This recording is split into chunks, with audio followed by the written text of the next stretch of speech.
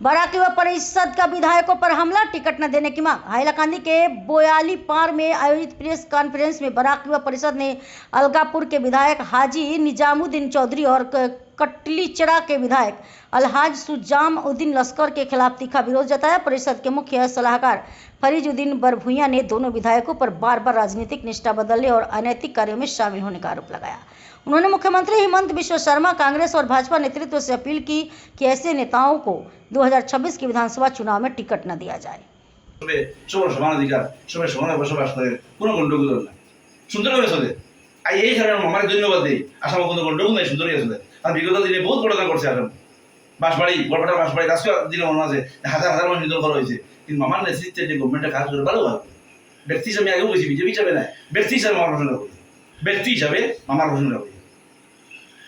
কিন্তু শৃঙ্খল চালিয়ে নিশানায় মানুষের যাতে সরকারে তার ব্যবস্থা লয়, যাতে এই ধরনের কার্য এই ধরনের স্টেপ যাতে না হয়। আসলে একটা গন্ডগোল বাদ যে সমস্যা রাখছে।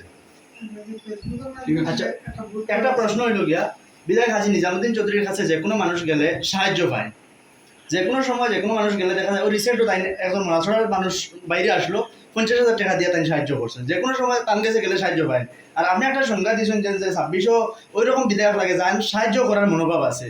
তো আপনার কিতা লাগে 2600 কোন মানুষ হইলে ভালো হইব, কি লাগে আপনারা কোনো সিলেকশন ক্যান্ডিডেট আসুন? সুন্দর কথা বলছেন, থ্যাংক ইউ আপনারে। নিজামুদ্দীন চৌধুরী বৃদ্ধ মানুষের ব্যাঙ্গালোরতে গাড়ি দিতে আমরা দেখি, আর বিগত দিনে গাড়ি দিচ্ছে।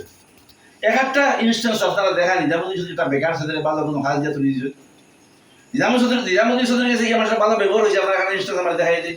হ্যাঁ, আমরা ওখানে দেখি আর চাই বেঙ্গলোর কোনো লাশ আনি দেন, কারণ তার পয়সা আলাদা মানুষ, পয়সা খার আমরা পয়সা, বোন নামে ঠিকাদারি, তার ছেলে সাদিকুল নামে ঠিকাদারি, ঠিক কিনা? পিঠাপুলি গেলে খুঁজতে দেখবা নিজামুদ্দীন চৌধুরী বোন নামে 3টা রেজিস্ট্রেশন আছে, 3টা রেজিস্ট্রেশন, যেটা খাজ আমরা লোকের একটা ছেলে ঘরে দিকে, কিন্তু টাকাটা লুটপাট করতে দেন খান থাকি, ওটা নিয়ে তাই ও দাস আনি দেখি দেখাটা ভালো একটা ছেলে, জীবন্ত একটা ছেলে, ছেলের একটা চাকরি দিছ বা কোনো একটা খাজো নিয়ে ঢুকাইছ বা কোনো একটা লাইফ করে দিছ, ইলা কিছু নাই। সুতরাং এই ধরনের ব্যক্তি যারা আমরা পয়সা লুটপাট করিয়ে নিয়ে লাশ আনি দিলাম, এই আমরা চাই না।